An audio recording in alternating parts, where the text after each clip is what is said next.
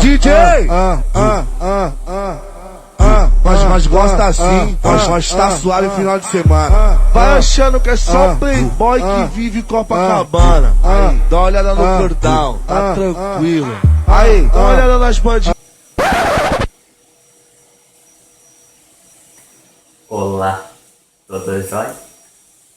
Fala galera, beleza?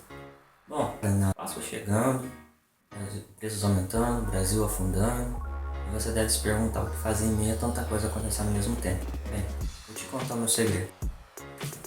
Não fazer nada. Não fazer nada, é só você tentar ver o lado positivo das coisas mesmo que as outras pessoas pensam que ele não existe. Entendeu? Não?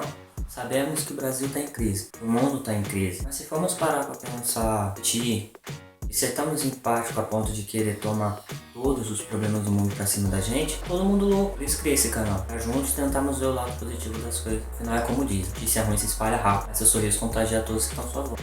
Então vamos usar esse artifício que nós temos, né, um sorriso, pra sermos felizes, confiantes e contagiar as outras pessoas com essa alegria.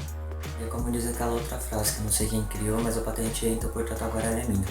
Vamos sorrir, porque chorar a gente já nasce sabendo. Bom, em breve teremos vídeos novos aqui no canal, né? Pra divertir vocês, pra não pagar mico na frente de vocês, pagar mico na frente de todo mundo, pagar mico na frente dos meus amigos. Espero que vocês se divirtam, mostre pra todos os seus amigos, porque fazer o quê, né?